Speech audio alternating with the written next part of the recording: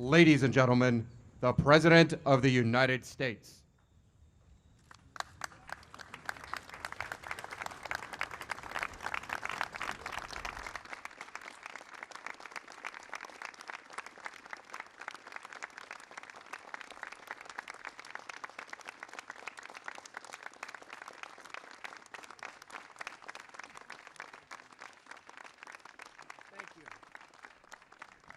Thank you very much.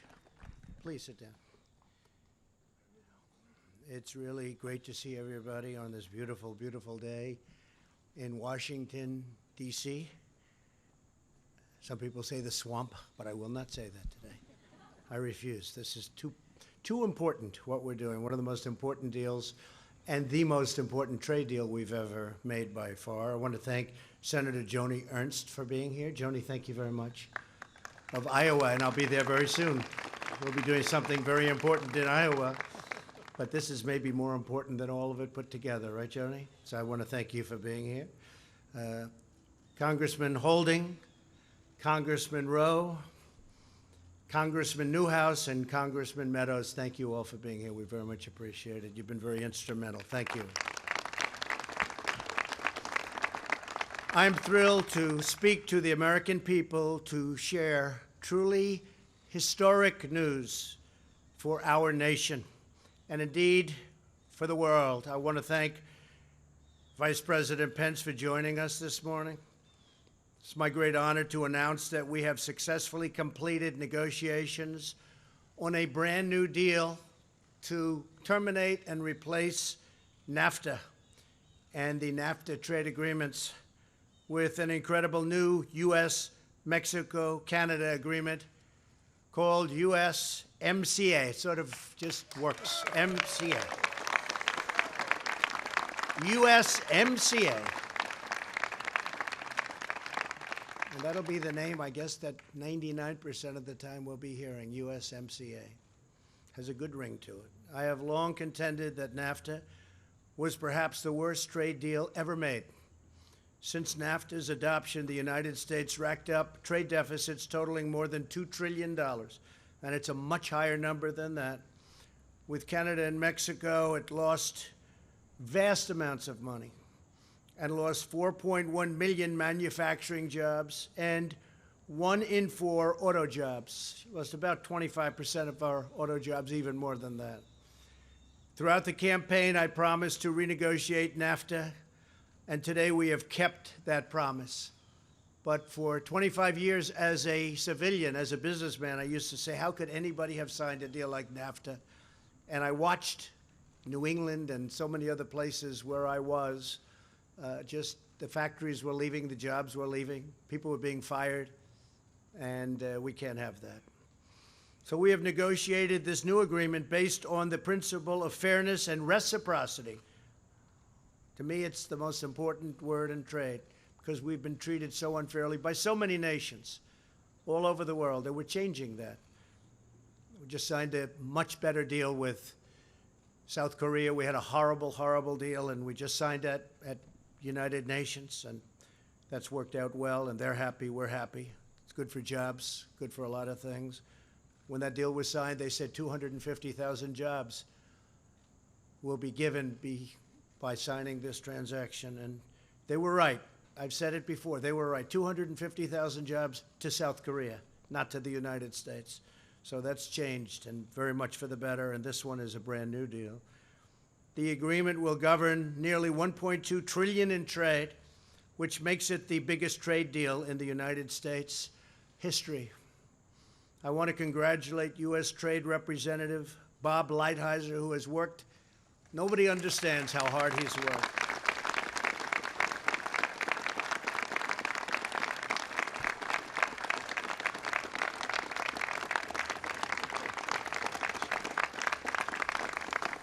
No matter when you called him, he was in the office, or he was in somebody else's office doing the same thing. Bob Lighthizer is great.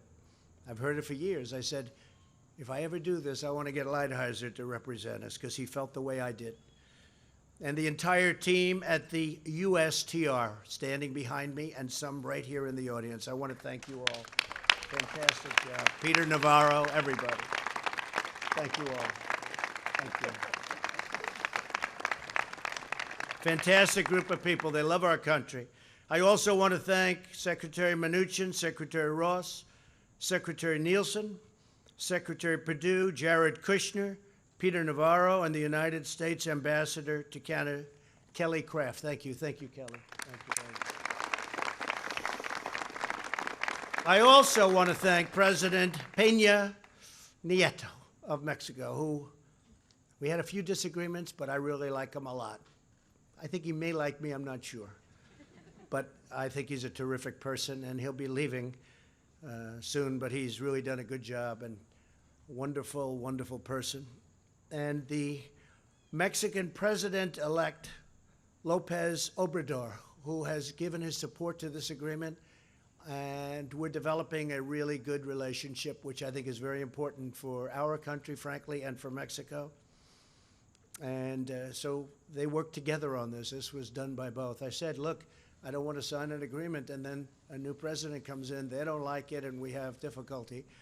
They worked very much together on it, and I appreciate it from both. I have to certainly give my highest regards to Prime Minister of Canada, Justin Trudeau. A lot of stories came out about Justin and I having difficulty together, and we did over the trade deal. But I'll tell you, it's turned out to be a very, very good deal for both, and a very, very good deal for all three. It puts us in a position that we've never been in before. It's very good when you look at the world and what the world is doing, and when you look at the unfair trade practices that countries are using against the United States. This is a terrific deal for all of us. Once approved by Congress, this new deal will be the most modern, up-to-date, and balanced trade agreement in the history of our country, with the most advanced protections for workers ever developed. If you look at the reviews, people that would normally not, under any circumstances, say good things, because automatically they have to say bad. Even some Democrats say that's amazing. We had some, they haven't been given the sound bites yet, I guess, Mike. But actually, you had some Democrats say this is really amazing if he really got all of that. But by tomorrow, I would suspect they'll change their tune. But that's okay, because people know how good it is. It's an amazing deal for a lot of people. Likewise, it will be the most advanced trade deal in the world, with ambitious provisions on the digital economy, patents, very important, financial services, and other areas where the United States has a strong competitive advantage. Mexico and Canada have agreed to strong new labor protections, environmental protections, and new protections for intellectual property. So important. This new deal is an especially great victory for our farmers. Our farmers have gone through a lot over the last 15 years. They've been taken advantage of by everybody. Prices have gone way down. And we're working on some other deals that are going to make them very happy also. But this is a very, very big deal for our farmers. Mexico and Canada will be opened up a lot more than they are now. And I think there'll be a better spirit between the three countries, which is important for our farmers. The agreement will give our farmers and ranchers far greater access to sell American-grown produce in Mexico and in Canada. The deal includes a substantial increase in our farmers' opportunities to export American wheat, poultry, eggs, and dairy, including milk, butter, cheese, yogurt, and ice cream, to name a few. I want to be very specific. I want to be very specific, right? And many other products, but those products were not really being treated fairly as far as those that worked so hard to produce them, and now they're going to be treated fairly. These measures will support many hundreds of thousands of American jobs. This is also a historic win for American manufacturers and American auto workers who have been treated so badly. We've lost so many jobs over the years under NAFTA. Under the current New Deal, and if you look at the current NAFTA deal, the New Deal is taking care of all of these problems because NAFTA, foreign companies have been allowed to manufacture many of their parts overseas ship them to Mexico and Canada for assembly, and send their foreign-made cars into the United States with no tax. So we let all our people go, we fire everybody. They make cars, they make products, they make everything in another country. They send them into the United States, no tax. And the cost is very little different. Sometimes it's more for those people that like to talk about cost. With this agreement, we are closing all of these terrible loopholes. They're closed, they're gone. They were a disaster. For example, we are requiring a large portion of every car to be made by high-wage workers, which will greatly reduce foreign outsourcing, which was a tremendous problem, and means more auto parts and automobiles will be manufactured inside the United States. We will be manufacturing many more cars. And our companies won't be leaving the United States, firing their workers and building their cars elsewhere. There's no longer that incentive. Before, under the NAFTA deal, they had that incentive. They have the opposite incentive now. We're not going to be losing our companies. That was, to me, the most important thing. I don't want to see our companies leave and fire our workers, and our workers never get jobs to replace those jobs. Those days are over. This deal will also impose new standards requiring at least 75% of every automobile to be made in North America in order to qualify for the privilege of free access to our markets. And that's what it is. It's a privilege. We don't take it as a privilege. We don't take it as a privilege. It's a privilege for them to do business with us. And I'm not talking about Mexico. I'm talking about everybody. Everybody. It's a privilege for China to do business with us. It's a privilege for the European Union, who has treated us very badly, but that's coming along, to do business with us. Japan, every country, it's a privilege for them to come in and attack the piggy bank. In this, we will have a result of much more happening right here in the United States. It means, more than anything else, far more American jobs, and these are high-quality jobs. There are also strong provisions to enforce what's called the rules of origin requirements. This will incentivize billions of dollars in new purchases of U.S.-made automobiles. Once approved, this will be a new dawn for the American auto industry and for the American auto worker. They will see. They understand. They voted for us in large numbers, even though their leadership always goes Democrat. A couple of them said to me, I don't know how I can do it again. Many of them, the leaders would back Democrats and would tell me, you're going to get most of the votes from union workers. And we got most of the votes from workers, period. But the American auto worker was very much behind what we were doing as one primary aspect. It will transform North America back into a manufacturing powerhouse. If you remember, the previous administration said, we're not going to have manufacturing jobs anymore, essentially. We're not going to make things anymore? No, just the opposite. Going to be a manufacturing powerhouse and allow us to reclaim a supply chain that has been offshored to the world because of unfair trade issues. We also provide brand new intellectual property protections for biologic drugs, which will make North America a haven for medical innovation and development. We want our drugs to be made here. When you talk prescription drugs, we don't like getting them from foreign countries. We don't know what's happening with those drugs, how they're being made. Too important. This landmark agreement will send cash and jobs pouring into the United States and into North America. Good for Canada, good for Mexico.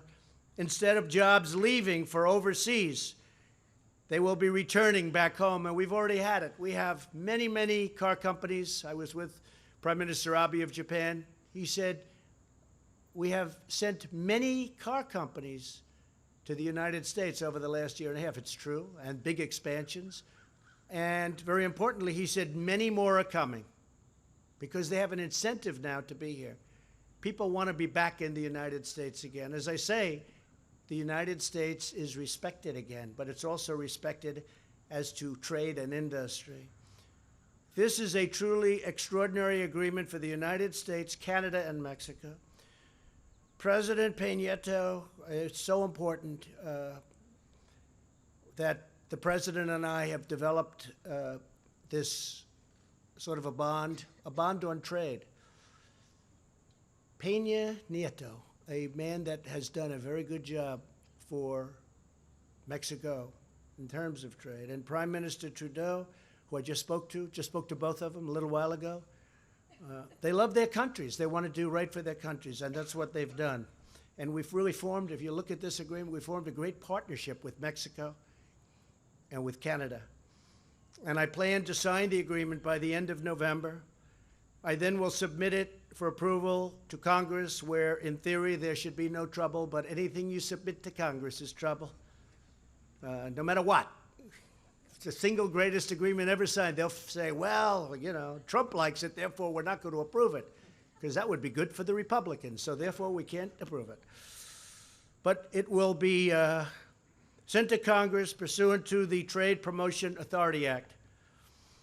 This agreement follows on the heels of our successful completion of a new and balanced trade deal with South Korea. Tremendous difference in that deal from what it was. It was a disaster, as I said. To improve the old deal that had killed so many jobs. It also follows on our announcement last week of a new trade negotiation with Japan. Japan would never negotiate with the United States. They say, we're not going to negotiate. They told the previous administration, we're not going to negotiate. I said, you don't have to negotiate, but we're going to put a very, very substantial tax on your car if you don't. By the way, without tariffs, we wouldn't be talking about a deal. Just for those babies out there that keep talking about tariffs. That includes Congress. Oh, please don't charge tariffs. Without tariffs, we wouldn't be standing here. I can tell you Bob and all of these folks would not be standing here right now.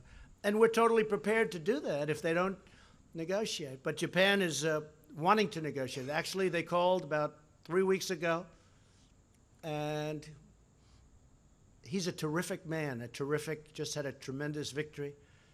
And they said, we'd like to start negotiations immediately. India, which is the tariff king, they called us and they say, we want to start negotiations immediately. When Bob Lighthizer said, what happened? He would never do this. They said, no, we want to keep your president happy. Isn't that nice? Isn't that nice? It's true. They have to keep us happy because they understand that we're wise to what's been happening. India charges tariffs of 100%. And then if we want to put a tariff of 25% on, people will call from Congress. But that's not free trade. And I'd look back to people and say, where do these people come from? Where do they come from? So because of the power of tariffs and the power that we have with tariffs, we, in many cases, won't even have to use them. That's how powerful they are and how good they are. But in many cases, we're not going to have to use them. And in many cases, countries that are charging massive tariffs are eliminating those tariffs. As you know, we have $250 billion at 25% interest with China right now, and we could go $267 billion more. And China wants to talk very badly. And I said, frankly, it's too early to talk. Can't talk now because they're not ready, because they've been ripping us for so many years. It doesn't happen that quickly. And if politically people force it too quickly, you're not going to make the right deal for our workers and for our country. But China wants to talk, and we want to talk to them. And we want them to help us with North Korea. We want them to continue to help us with North Korea. That's very important. The European Union, it's been very tough on the United States. Last year and for many years, they've lost in the vicinity of $150 billion a year. They have massive trade barriers. And they didn't want to come. They didn't want to talk. Jean-Claude, great business person, head of the European Union. Jean-Claude, my friend. I'd say, Jean-Claude, we want to make a deal. He goes, no, no, no, we are very happy. I said, you may be happy, but I'm not happy because we have one of the worst deals of any group. We have one of the worst deals with the European Union. And they just didn't want to come because they were happy with the deal. I said, but we're not happy with the deal. And finally, after going through a whole process, I said, look, we're just going to put a tax of 20% on all of the millions of Mercedes and BMWs. all of the cars, the millions and millions of cars that they sell here that they won't take over there. Farm product that they won't take over there because there are barriers. You can't sell. You're not allowed to. Our farmers aren't allowed to sell over there many of their products, much of their products, most of them. And so I announced that we're going to put a 20% tariff, could be 25, on their cars coming in. And they immediately called and said, we'd like to start negotiations. And we're having a successful negotiation. We'll see what happens. Who knows? I always say, who knows? But we'll see. I have a feeling we'll be successful. A pillar of national security is economic security and trade. National security is not where we lose hundreds of billions of dollars a year. Over the last 5 years, we've averaged $800 billion a year loss on trade. How dumb is that? $800 billion. This group doesn't know about those numbers. I don't even want them to hear those numbers.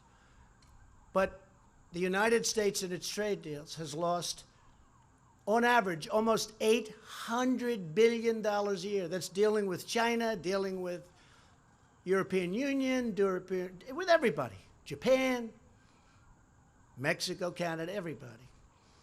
And we're not going to allow that to happen. But we have to have a strong manufacturing base and manufacturing sector. We need a thriving economy. Those are all really essential ingredients to national security. We can't allow what's been happening over the last 25 years to happen. We're building our military like never before. It will be the strongest it ever was. And all of those jets that are made, and rockets and missiles and ships, they're all being made in the United States, jobs. Our economy is booming like never before. Jobless claims are at a 50-year low. The stock market is at an all-time high.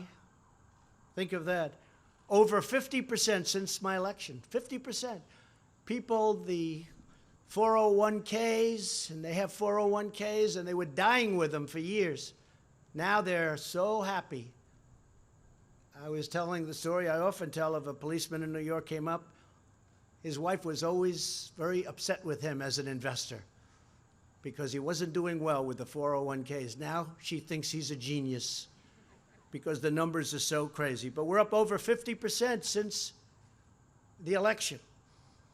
And you've heard me say this many times, but African-American unemployment, Asian unemployment, Hispanic unemployment is at record lows in history, not, for the last 2 years.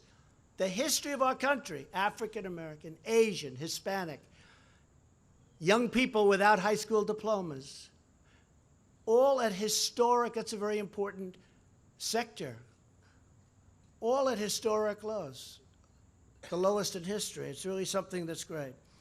This is helping so much with people that get out of prison. We have a tremendous problem. People come out of prison, they can't get a job. Employers don't want to hire them. The economy is so good, they're hiring them, and they're turning out to be incredible workers. They're given a chance. They're really given a second, given a third chance in some cases. But I've had numerous employers come up and say, I'll tell you what, I've taken people that were in prison, and we've hired them. He wouldn't have done this in a normal economy or a bad economy, only in this kind of an economy. And now he's like the biggest fan. One man in particular has taken numerous people. He said most of them have been unbelievable. All you can ask is most. But most of them have been unbelievable. That's a great thing. That's a really great thing. It gives them a chance. So before we take questions, I want to extend our warmest condolences to the country of Indonesia. Friend of mine, we're going to be calling up the leader, who is a great leader indeed, but they got hit by a giant tsunami, like people have not seen. This part of the world hasn't seen it so much, fortunately. They say that's the worst of all. You look at the tornadoes, the hurricanes, you look at all of the different natural disasters. A friend of mine who studies natural disasters, I don't know why he does that, but he does. He says that tsunami is the worst of all, and they got hit very hard, and probably thousands of people killed. We have already sent a lot of first responders and military and others to help. But it's a really bad situation. And finally, before closing, I want to send our thoughts and prayers to the victims of the Las Vegas shooting. That was a horrible, horrible time in the life of our country. Took place exactly 1 year ago today. All of America is grieving for the lives lost and for the families they left behind. So to all of those families and to the people of Las Vegas, we love you. We are with you. We're working with you very hard. That was a terrible, terrible event. So thank you very much for that. I want to ask Bob Lighthizer, who is just a terrific individual as well as a man that knows a lot about this subject, to come up and say a word about the USMCA, the new agreement. And if you have any questions, we'll take some questions after that. Please, Bob.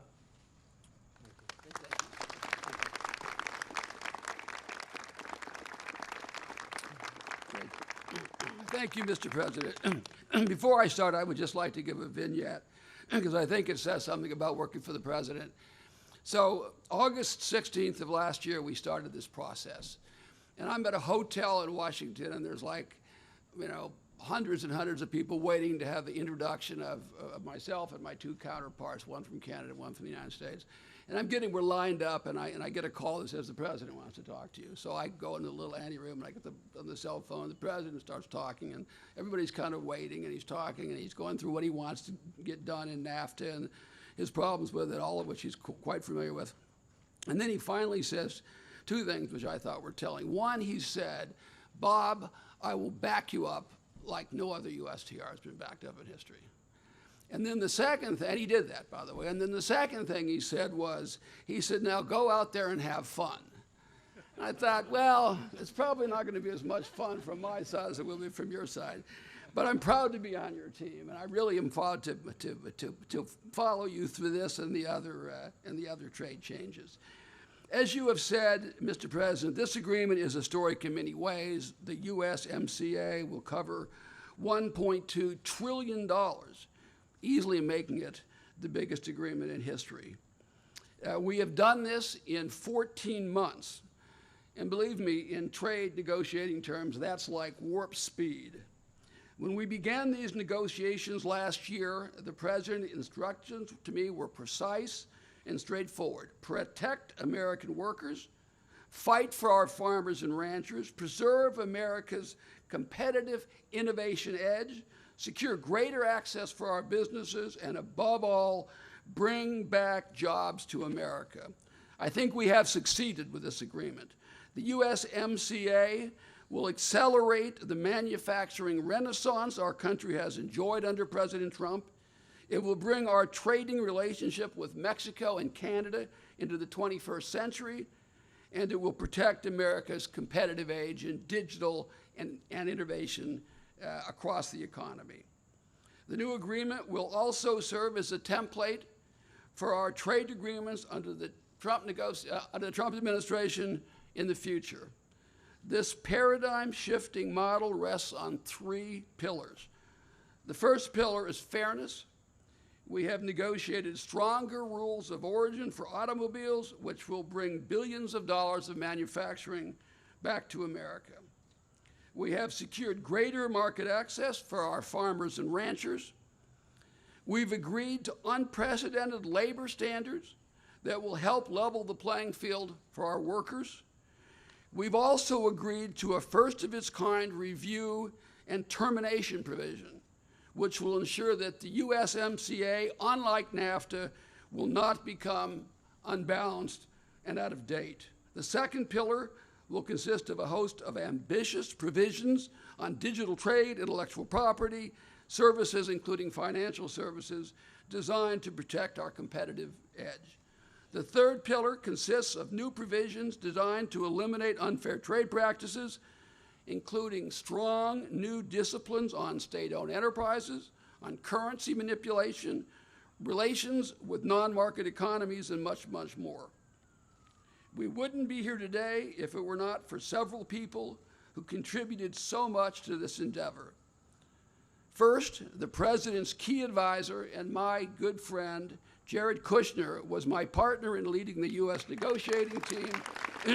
I've said before, and I'll say again, this agreement would not have happened if it wasn't for Jared. So thank you very much. I'd like to thank my counterparts, Secretary Guajardo and Minister Freeland, as well as other Mexican and Canadian government officials, including Secretary Vidagrey, Ambassador Siade, Jerry Butts, and Katie Telford of Canada, and so many more. I'd also like to thank the wonderful staff at USTR, many of whom are on here. I like to think of us a little bit like we were the Marine Corps, and so I like the name particularly of this agreement. USTR is about 250 people, and they're all devoted, and they're all exceptional, and they all work round the clock. Many of the people you're looking at spent more than one night in the office over the course of the last few weeks. And they have enormous ability, and this president has unleashed them. Finally, I would like to thank President Trump. Your leadership, vision, and grit made this agreement possible. No other person could have done it. Millions of Americans will benefit for years to come because of this vision and probably even more important, this grit. Thank you, sir. Thank you very much. Thank you very much. Thank you very much, Bob. Thank you very much. Some questions? Yes, Steve? Question? Thank you, sir. You've had tensions with Prime Minister Trudeau. Yes. How did that affect your ability to get this deal done? I don't think it did. He's a professional. I'm a professional. We had very strong tensions. It was just an unfair deal, whether it was Mexico or Canada, and now it's a fair deal for everybody. It's a much different deal. It's a brand new deal. It's not NAFTA redone. It's a brand new deal. I just spoke with him. We have a great relationship, and we're going to work as a partner. Don't forget, the rest of the world is looking to take advantage of us, and as a region, you might say. And we're going to work very closely together with Canada and with Mexico because we'll be able to compete with anybody. We have things that nobody else has. We have energy that nobody else has. We have timber that nobody else has. We have things that no other part of the world has to the extent that we have. So we're going to do very well together. I think there was a lot of tension, I will say, between he and I think more specifically, and it's all worked out. You know when it ended? About 12 o'clock last night. And you mentioned the. But he's a good man. He's done a good job, and he loves the people of Canada. You mentioned the $267 billion and possible more tariffs on China. What does China need to do to avoid that? Well, we'll see what happens with China. We have lost $375 billion in trade deficits. They have a surplus of $375 billion with a B with the United States. And it's been that way for years and years and years. I always say we rebuilt China. They took that money and they built fighter jets and they built bridges. They built more bridges than we've built in the last 100 years probably, big ones, like the George Washington Bridge, like big bridges. And I'm not going to take, look, I don't blame China. I blame our leadership. They should have never let that happen. And I told that to President Xi. I said, I was making a speech in China, and I was really hitting China hard. And I'm in China. I don't know if that's a good thing to do. But I looked at it and I said, but I don't really blame you. I blame our leadership for allowing this to happen. He knew exactly what I meant. We had no deal with China. I asked one of the top people in China, a representative at the highest level, came to the Oval Office. I said, let me ask you, how did this ever happen? He's a pro, so he understands. He doesn't have to be cute. He said, nobody ever did anything from the United States. When we put on a 25% tariff on every car that comes from the United States into China, we thought we would be rebuked. We thought it would be terrible. Nobody ever called. Nobody did anything. That was years ago. And we charged them nothing, 2.5, but we don't collect it. We do now, by the way, but we don't collect the 2.5. So they charge 25, we charge essentially nothing. But I said, how did it happen? He said, nobody ever called. We don't have a deal with China. There's no deal. They do whatever they want. So we have a tremendous problem with theft of intellectual property with China. We have a lot of other problems with China. We have primarily trade problems. And as you know, they're having a much more difficult time now. I don't want them to have a difficult time. And we're doing better than we've ever done. Everybody talked about the tariffs. Oh, the tariffs, tariffs. You know, tariffs ended in 1913. And they then went to a different system in 1918, totally unrelated. And then in 1928, you had the Great Depression for a lot of different reasons, not necessarily our country's fault, but a little bit our country's fault. And then in the 1930s, they said, we better start charging some tariffs. We need money to come into our country again, okay? So I'm not advocating tariffs. I will tell you this, our steel industry, Wilbur, is stronger than it's been in 25 years. This has taken 6 months because I charged for the dumpers. They were dumping steel and dumping aluminum into our country. I charged 25%. That's a lot. Could be more, but that's a lot. And if you look at U.S. Steel and Nucor just announced $1 billion plant, brand new, already started construction. U.S. Steel's building 8 or 9 plants. They're expanding plants. I don't think there's any industry like what's happened to steel in the last 9 months, 10 months since I really started doing what I'm doing. It's been really pretty amazing. Aluminum also. So, and we need steel. We need steel for defense. What are we going to do? Go and say, oh, we'll get our steel from like another country? We can't do that. Excuse me. We can't do that. So we need steel, and we need it badly for defense. So I'm very proud of what's happened with the steel industry. Okay, question? Yeah, go ahead. Sure. She's shocked that I picked her. No. It's like in a state of shock. I'm not thinking, Mr. That's President. okay. I know you're not thinking. You never do. I'm sorry? No, go ahead. Go ahead. In a tweet this weekend, Mr. President, you said that it's incorrect to say you're limiting the scope of the FBI investigation. What does that have to do with trade? I don't mind answering the question, but, you know, I'd like to do the trade It has to questions do with the other first. headline in the news, which is the I know, Kavanaugh but nomination. how about talking about trade, and then we'll get to that. We'll do that a little bit later. Do you think the trade, Anybody have a trade? Do you Go think ahead, your trade please. deal will pass through Congress, sir? I think so, but, you know, if it doesn't, we have lots of other alternatives. But I do think so. I think if they're fair, which is a big question, but if it's fair on both sides, the Republicans love it. Industry loves it. Our country loves it. If it's fair, it will pass. I think it'll pass easily, really easily, because it's a great deal. I mean, NAFTA passed. It's one of the worst deals I've ever seen. Inconceivable that it was made. Fair question. Any other questions on Thank trade? you. I'll get back to you on the other question. I'd like to go forward with my Kavanaugh question. Let's if I do might, that with a later, minute. but I'll call you a quick- second time. Go ahead, please. Thank you very much.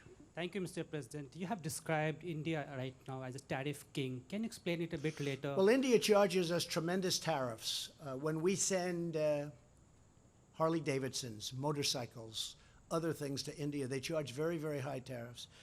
And I've spoken to Prime Minister Modi, and he's going to reduce them very substantially. Nobody ever spoke to these people. He said, nobody ever spoke to me. In other words, we've had leaders here. I'm not, you know, trying to be overly dramatic. We've had presidents of the United States and trade representatives that they never spoke to India. Brazil's another one. That's a beauty. They charge us whatever they want. So If what you kind- ask some of the companies, they say Brazil is among the toughest in the world, maybe the toughest in the world. We don't call them and say, hey, you're treating our companies unfairly. You're treating our country unfairly. So India is a very, very high, they really charge tremendously high tariffs. On motorcycles, it was 100%. So you send a motorcycle into India, there's a 100% tariff. Now that's so high that it's like a barrier. In other words, who's going to buy it? Costs you so much. Now they've already reduced that substantially, but it's still too high. My relationship with India is great, with Prime Minister Modi is great, and they're going to start doing a lot. They've called us to make a deal. We didn't even call them. They called us to make a deal, which is like shocking to people. Yes, sir, go ahead. Yes. Well, there we go. I do have a second question on the Kavanaugh thing, when you get back to it, if you take that. Let's go. But you'll take that now? No, no. Okay. Well, the question I First have do trade. on trade, the question I have on trade, does this mean the end of tariffs, if you could spell that out No. to Canada? No, it So do means- you think it it'll means- pass? No, no. The steel is staying where it is, and aluminum. But it means we probably, for the most part, won't be having to use tariffs unless we're unable to make a deal with a country. For instance, if we can't make a deal with the European Union, we will respectfully put tariffs on the cars. The United States will take in billions and billions of dollars into its coffers. Isn't that nice? Because you don't hear that. 'Cause it Only from doesn't Carl take in- Sagan. Okay, yes, Sagan.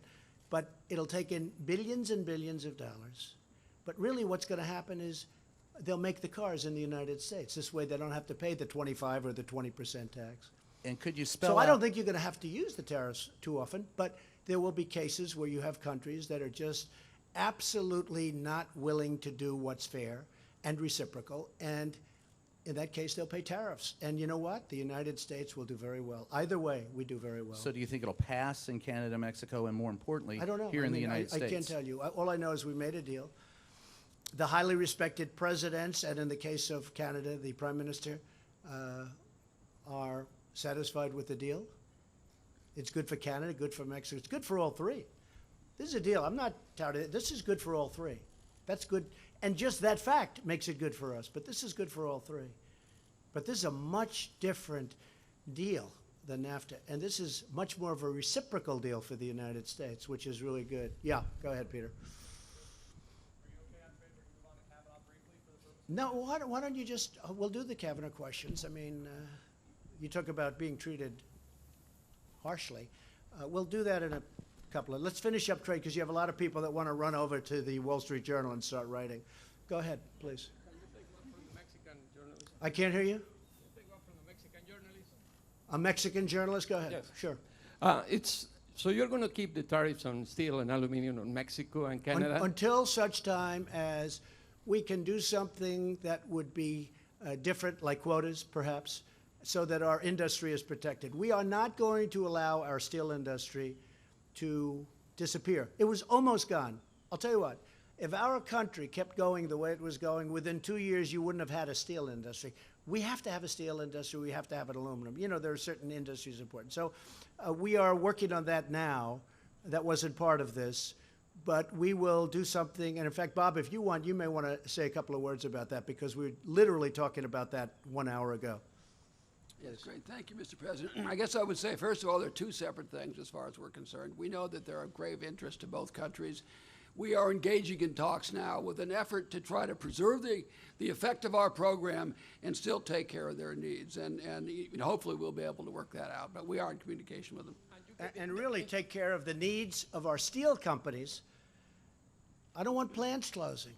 They're hiring thousands of workers all over the country. I'm not giving that up. But you get the assurances of President-elect Lopez Obrador Yeah, that he's yeah. going to keep his word on this trade? Oh, yeah, we have a very good understanding, yeah. Really good. Yes, sir, go ahead, please.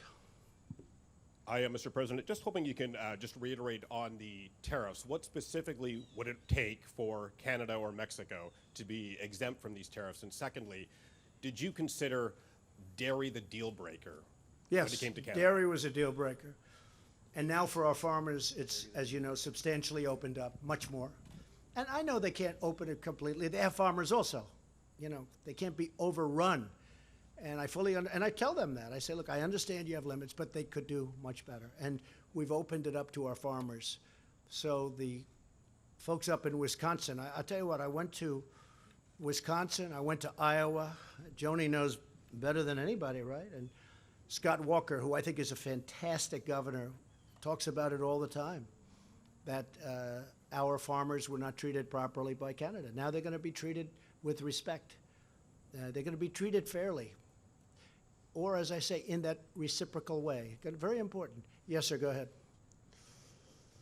Thanks, Mr. President. It seems there was some give and take on both sides for this deal. I wonder what, in your view, would be your biggest concession to Canada and why you decided to make that concession. Number two, if you could dive in a bit more to your thoughts on Justin Trudeau. You talk about tensions. I wonder what you, throughout this process, what you've learned about him and what the state of the relationship is with him today and going forward. Well, I think my biggest concession would be making the deal. because we are the one that people come and want to take from. I'm talking about every country. And that gives us a tremendous advantage in negotiating that we never used before with past administration. We never used it. Every deal we have is a loser.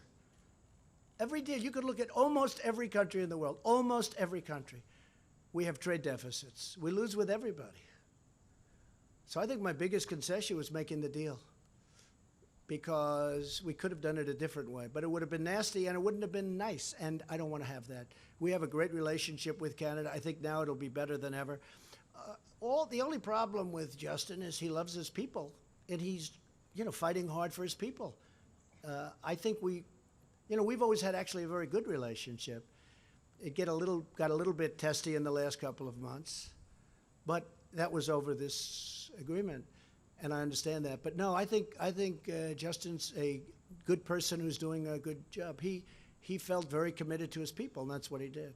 And again, this is good for everybody. This is good for Canada, good for Mexico also. Yes, please. Go ahead. Thank you, Mr. President. As you mentioned, you're going to be signing this agreement, and your counterparts are going to be signing this agreement Right. within the next 60 days. Then it's up to Congress. Right. You're very confident. I get that. You're a confident guy. Not at all confident. I'm not. Well, I don't know. explain to Hey, me Congress, why you think that tell me if Congress you guys is going to controlled sign by- it, tell me. I think they will. If Congress is controlled by Democrats, Could happen. Could it be. could happen. So they're then willing what? to What are throw. the prospects? Yeah, they might be willing to throw one of the great deals for people and the workers. They may be willing to do that for political, people or political purposes, because frankly, they'll have 2020 in mind. So far, I dream about 2020 when I look at what's going. They have 2020 in mind. They want to do as well as they can, and so trying to reject even great deals, like this is a great deal for our country, great for other countries, but it's a great deal for our country and great for our worker. I can't tell you whether or not they will obstruct, whether or not they will resist. I mean, their whole campaign is resist. I see their signs all resist. They don't even know what they're resisting. If you ask them, what are you resisting? Well, let me think about that. They can't ask. They had somebody on this weekend. They said, what are you resisting? And they were unable to answer the question. So, I can't tell you about delay, obstruct, resist, because, right after this election, and I think we're going to do well, although history is not on our side. I guess in history, generally, whoever has the White House doesn't do well in midterms. But the one difference is we have the greatest economy in the history of our country. I think that's a big difference. And that's one of our problems, too, because people that went out and voted for me, and they would be voting for me if I was on the ticket, but I'm not on the ticket. But Congress is on the ticket.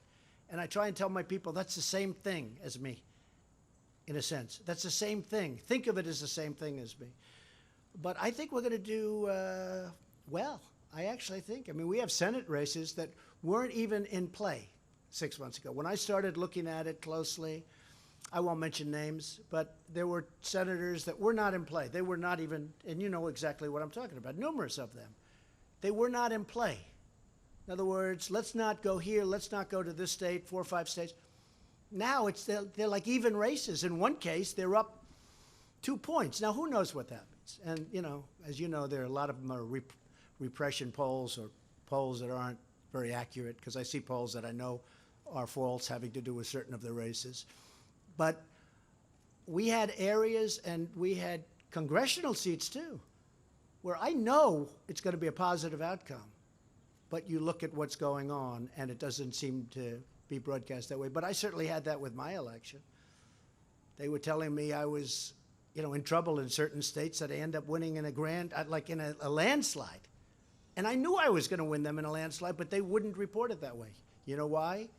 Fake news. Okay. Right One behind last thing, you. Mr. Yes, President. right behind you, Do you please. believe that the trade agreement will be a major issue in the midterm elections? Well, it shouldn't be. Look, it's a good agreement. These people, when I first did it, they said, why don't you just extend NAFTA? They have no idea about business. Just extend NAFTA.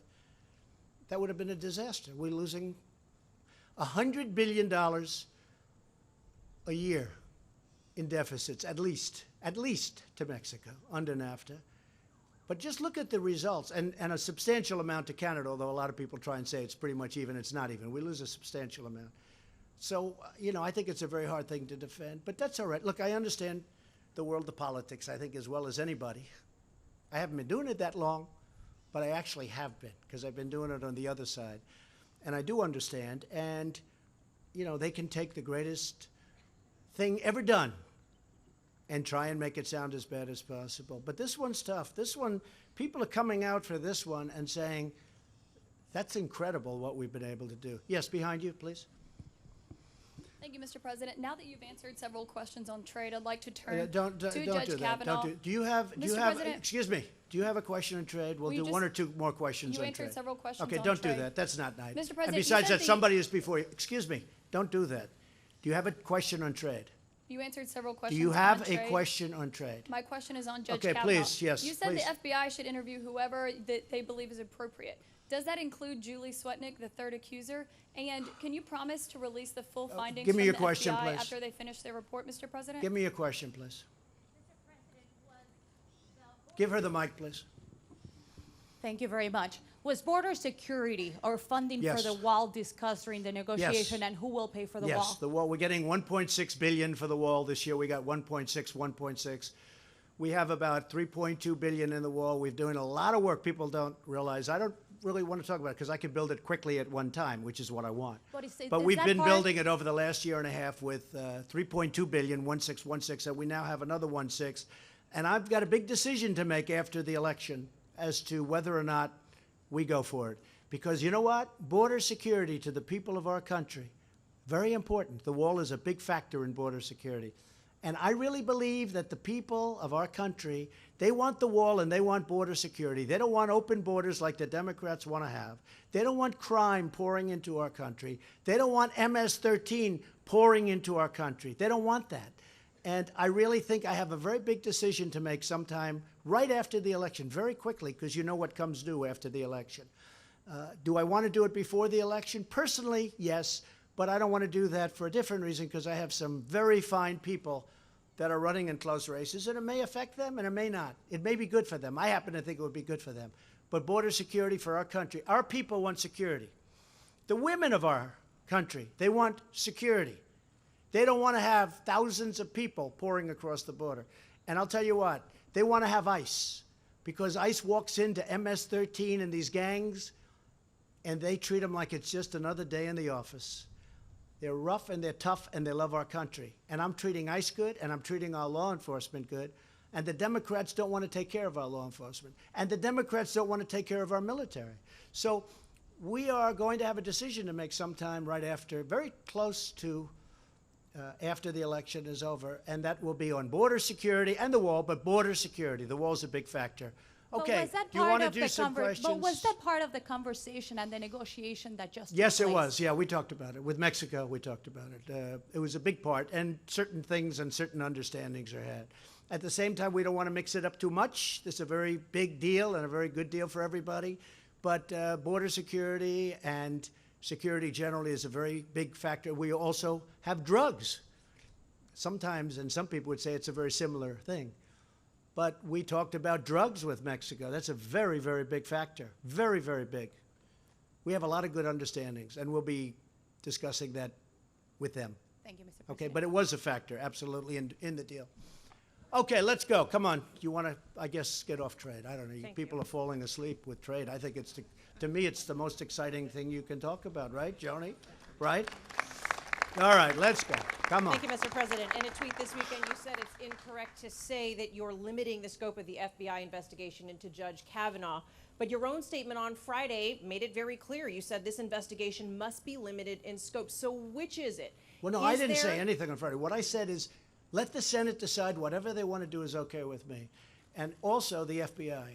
I think the FBI should do what they have to do to get to the answer. At the same time, just so we all understand, this is our 7th investigation of a man who has really, you know, you look at his life until this happened, what a change he's gone through, what his family's gone through, the trauma for a man that's never had any accusation, he's never had a bad statement about him. He's led, I mean, I think he was #1 in his class at Yale. He was #1 in his law school at Yale. And then what he's gone through over the last 3 weeks is incredible. So I want the FBI, this is now their 7th investigation, so it's not like they're just starting. I want them to do a very comprehensive investigation, whatever that means according to the senators and the Republicans and the Republican majority. I want them to do that. I want it to be comprehensive. I actually think it's a good thing for Judge Kavanaugh. I think it's actually a good thing, not a bad thing. I think it's a good thing. Now, with that being said, I'd like it to go quickly. And the reason I'd like it to go quickly, very simple. It's so simple. Because it's unfair to him at this point. What his wife is going through, what his beautiful children are going through is not describable. It's not describable. It's not fair. I think it's fair to do it to me because, I've been going from day one. I've been from long before I got to office, you've been doing it. It's almost became, I think for me, it's like a part of my job description to handle this crap.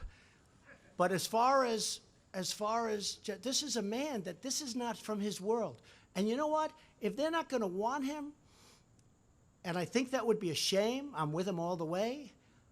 I mean, a charge made or said to have occurred 36 years ago, and nothing happened since. And look, I feel badly for all parties. I feel badly for everybody. I feel badly for our country. This is so bad for our country. But I will tell you, I watched those senators on the Democrat side, and I thought it was a disgrace, and partially because I know them. I know them too well, and you know what? They are not angels. Are you saying your White House has put no limitations on? No, my White House is doing whatever the senators to, want. No, who they should interview. You don't understand what I'm saying.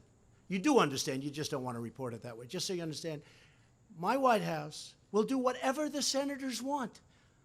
I'm open to whatever they want. The one thing I want is speed.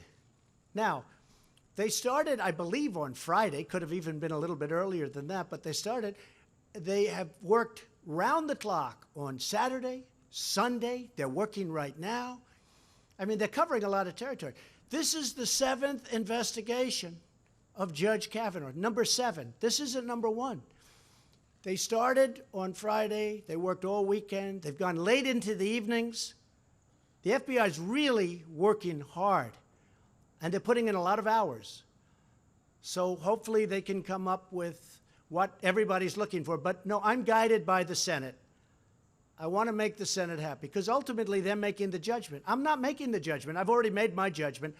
The Senate is making a judgment on Judge Kavanaugh. That's a very important thing to do. Yes, go ahead, Peter. Go ahead. Just for clarity, so that it's clear. In fact, it's up to you to instruct the FBI what to do. It is up to me. It is up to me. But I'm instructing them as per what I feel the Senate wants. The Senate's making this decision, and I'm instructing them as per what the Senate is looking for. Just for clarity, will you instruct the White House counsel, Don McGahn, to give the FBI free rein to interview whomever they feel is necessary? Well, I have so instructed him, and I did it again over the weekend because I see the press was, I don't want to use the word in this case, misleading. It's a much more complex subject than anybody would understand and than most people understand. But essentially, I have done that. But I did also say within the bounds of what the Senate wants. We don't want to go on to use an expression often used by me, we don't want to go on a witch hunt, do we? So just to be clear, should the FBI interview all 3 of Brett Kavanaugh's accusers? It wouldn't bother me at all. Now, it depends. I don't know all 3 of the accusers. All 3. Certainly, I imagine they're going to interview 2. The third one I don't know much about, but it wouldn't bother me at all. I mean, I've been heard that the third one has, I have no idea if this is true, has very little credibility. If there is any credibility, interview the third one. But I want to interview, I want it to be done quickly because it's unfair to the family and to the judge. It's unfair. It's so unfair to his kids and his wife. How about for the accusers? Has this process been fair to them? Well, certainly we gave the doctor a tremendous time, which is great. She spoke well, but, you know, there are some questions that haven't been answered, like what year was it? What day was it? Where was it? Do you know the location? Do you know the house? A lot of different things. People are saying, well, you know, what's going on? With all of that, you cannot say that we've done anything but be respectful. And I do, and I respect her position very much. I respect her position very much. I believe, and again, this is Republican senators and this is the Senate, I believe they've been very respectful to the doctor, Dr. Ford. Isn't that why the FBI should interview all of them to exonerate Brett Kavanaugh? in your Yeah, opinion? Peter, I think the FBI should interview anybody that they want within reason. But you have to say within reason. They should interview, but they should also be guided, and I'm being guided, by what the senators are looking for, because they have to make the choice. Go ahead, now you can go. Should Brett Kavanaugh be interviewed by the FBI? I think so. I think it's fine if they do. I don't know. That's up to them. I think that he spoke very conclusively and very well. I think it's been a very rough period of time. I guarantee he's never had a period of time like this. When he was chosen, everybody said, oh, this is going to go so quickly. Look, people thought 10 years ago that Brett Kavanaugh was going to be a Supreme Court justice because of his intellect, because of his career, because of the fact that there are no games. You know, now they talk about alcohol, they talk about all of the things that you hear. And frankly, you take a look at, they're bringing up subjects. We would know about this over the last 20 years, 30 years of his career. You know, what happened? They're going back to high school, and they're saying he drank a lot one evening in high school. You know, I tell you what, I happen to know some United States senators. One who is on the other side, who's pretty aggressive. I've seen that person in very bad situations, okay? I've seen that person in very, very bad situations, somewhat compromising. And, you know, I think it's very unfair to bring up things like this. However, whatever the senators want is okay with me. They're going to be making a decision. Whatever they want is okay with me. Go ahead. That's enough, Peter. Go, please. Say it. You said this crap when you referred to I've been dealing with this crap for years. What did you mean? Oh, I think the press has treated me unbelievably unfairly. In fact, when I won, I said, the good thing is now the press finally gets it. Now they'll finally treat me fairly. They got worse. They're worse now than ever.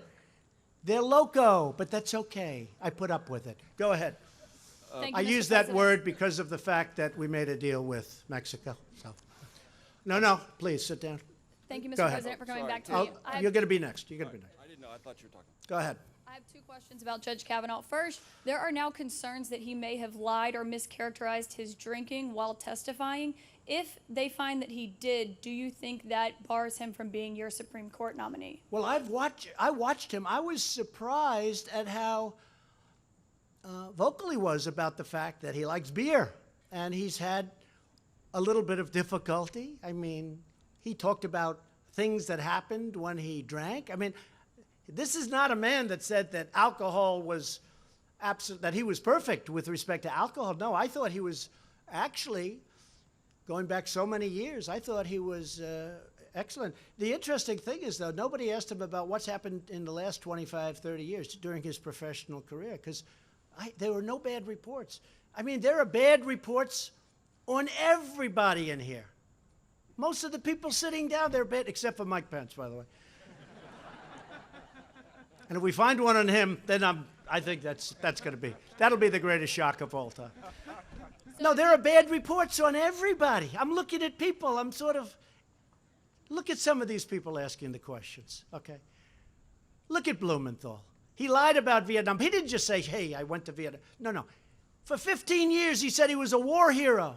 He fought in Da Nang province. We call him Da Nang Richard. Da Nang, that's his nickname, Da Nang. He never went to Vietnam. And he's up there saying, we need honesty and we need integrity. This guy lied when he was the Attorney General of Connecticut. He lied. I don't mean a little bit. And then when he got out, he actually dropped out of the race, and he won anyway, because Democrats always win in Connecticut. He won very close, probably the closest ever. But here's a guy lied, and now he's up there talking like he's holier than thou. You know what? Take a look at his record. And when he got out, and when he apologized, he was crying. The tears were all over the place. And now he acts like, how dare you? Take a look at the judge who has led an exemplary life. I mean, you're going back to high school because he had beer? I think the judge has been pretty amazing about describing his situation with alcohol and with beer. I mean, take a look at Cory Booker. He ran Newark, New Jersey into the ground. He was a horrible mayor. And he made statements that when he was in high school or college, what he was doing, he actually made the statements. And now he's talking about Judge Kavanaugh. And I could go through a whole list of them, okay? Look at Dianne Feinstein. You're telling me about time. Dianne Feinstein knew about this 2 months earlier. If she wanted a really thorough investigation, we had all the time in the world. She didn't have to wait till after the hearing was closed, essentially. She should have said, listen, I have a problem. I have this report. I'd like the FBI to look at it while we're doing the hearings. We had 2 months. No, she didn't do that. She waited till we were closed.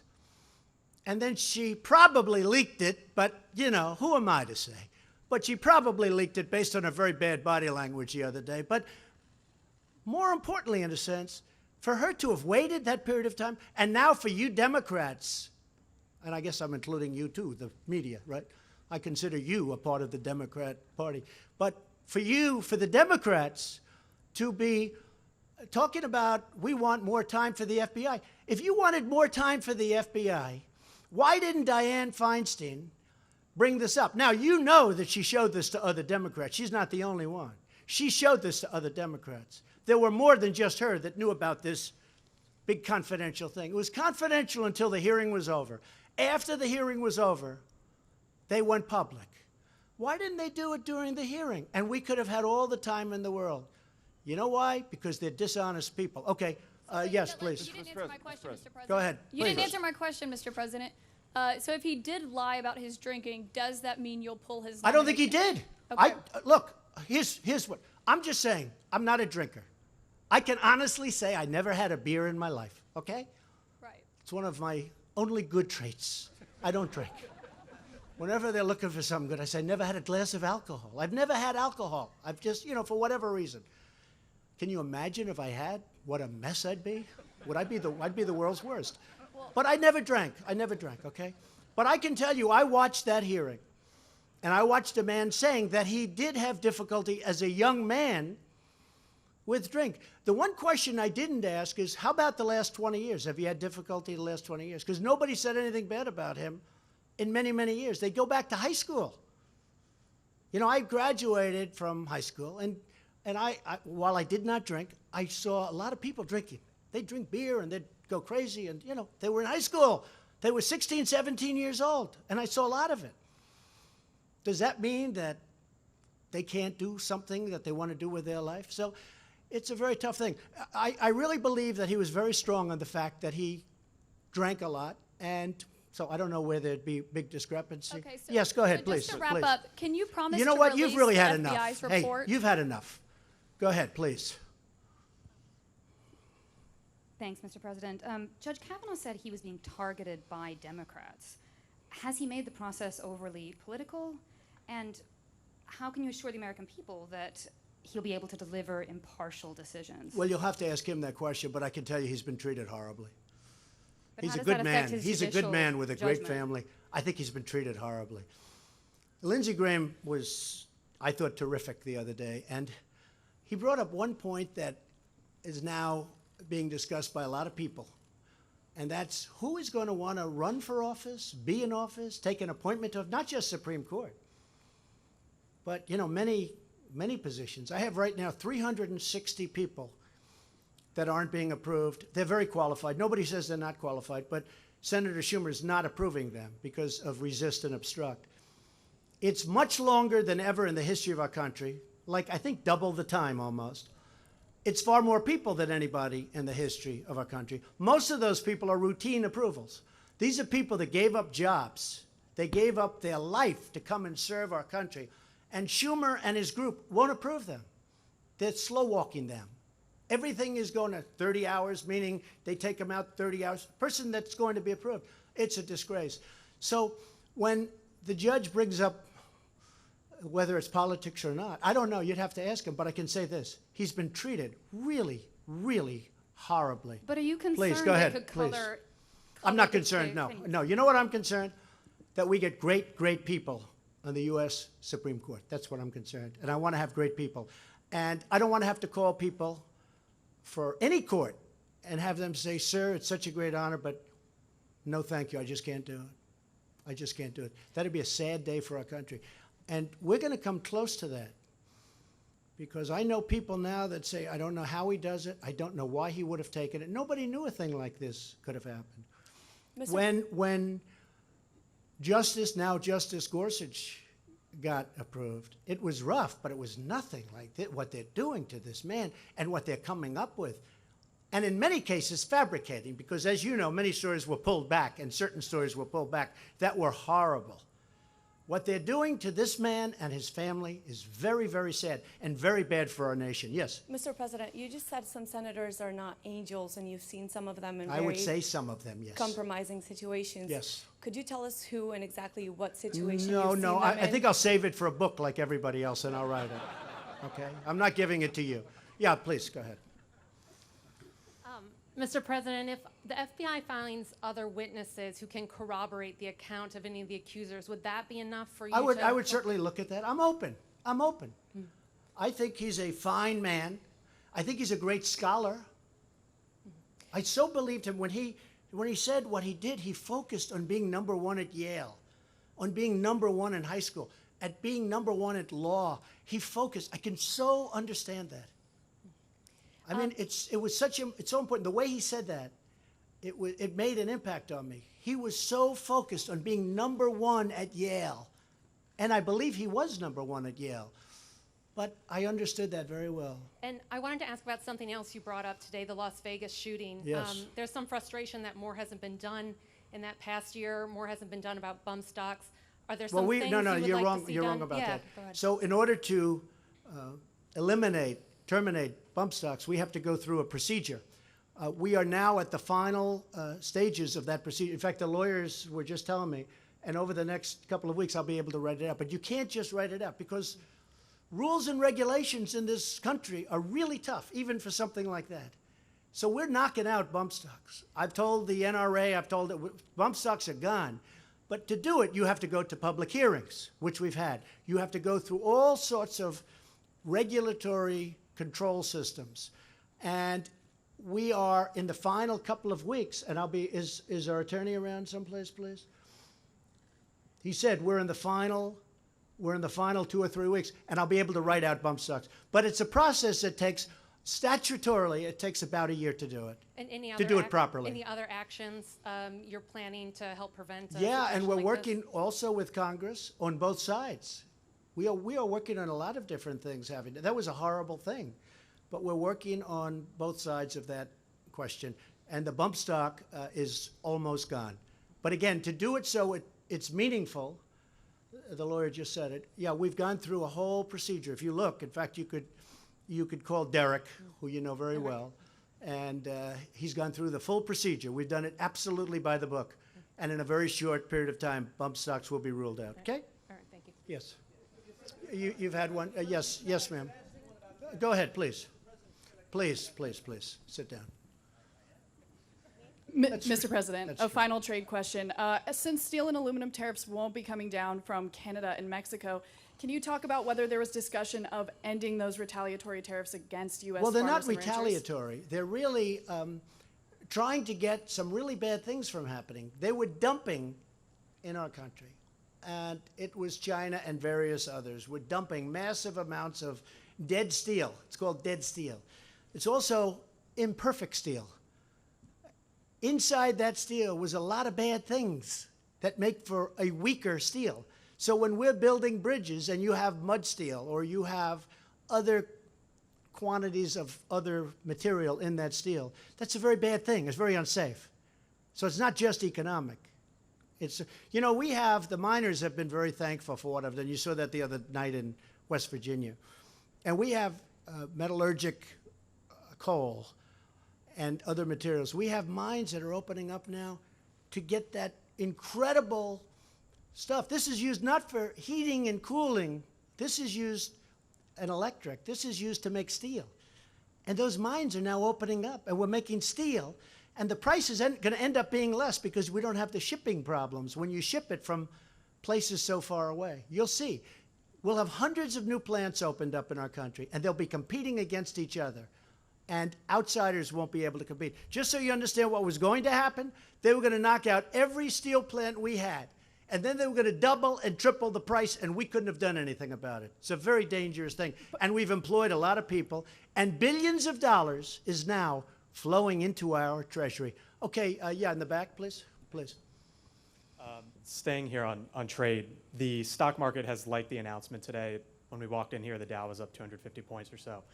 There are some who are worried that because of the threat of future tariffs, it could potentially stifle an economy that is hot, a stock market that is hot, but yet today you have once again said, hey, as it relates to China, more tariffs could be coming down the line. Are you worried that potentially you are somewhat suppressing this economy from running further? No, I'm using them to negotiate, and hopefully we can make a great deal with China, a fair deal, and a reciprocal deal, but a great deal and a fair deal. We have a lot of catching up to do with China. You know, when they drain us for $500 billion a year, which is probably the real number, and that's not including the theft of intellectual property and other things. And a lot of people say it's hard to value, but a lot of people say that could be $300 billion a year. That's a tremendous, you just can't let that happen. No, we're using tariffs very successfully to negotiate, and if we're unable to make a fair deal, then we'll use tariffs. But Mexico, and if you look at Mexico and Canada, they're way beyond that. We have a deal that really works. And the nice part about the deal we make with them is it's not a specific product, it's a product all across the line, whether it's dairy or, just a lot of products. You see the list of products. There are many, many products, and they're all included. So it's across the board. Mr. President, with China, one more on trade, if you don't mind. Go ahead. Mr. President, if the FBI does find something and Brett Kavanaugh falls, is there a plan B? I don't want to talk about plan B because I hope that he gets approved. I hope that the report comes out like it should, like I really think it should. I think it will. I hope. But look, I'm waiting just like you. Certainly, if they find something, I'm going to take that into consideration. Absolutely. I have a very open mind. The person that takes that position is going to be there for a long time. I have a very open mind. I just think he's an outstanding person. I think he has been treated horribly. Even if you were going to bring up some of the subjects that were brought up, they didn't have to treat him so viciously and so violently as they've treated him. Can I just ask one on trade? Thank you all very much. Thank you. Thank you very much, everybody. Do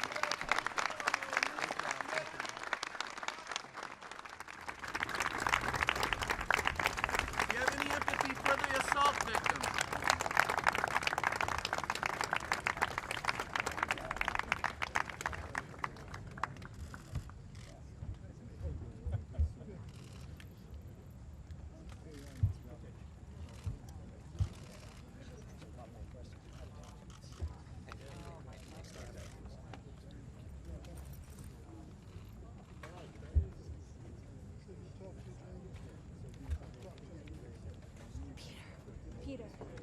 Peter. Can you tap Peter for me? Peter. Would Secretary Ross like a bottle of water? Does anyone else need? Do you need a bottle of water? American water. There you go. Hello there. Thank you. Thank Yes, you. you're right. Dairy farmers. Good. Good news for agriculture. This is great. I mean, it's working out just like it should. It's tough and close the deal.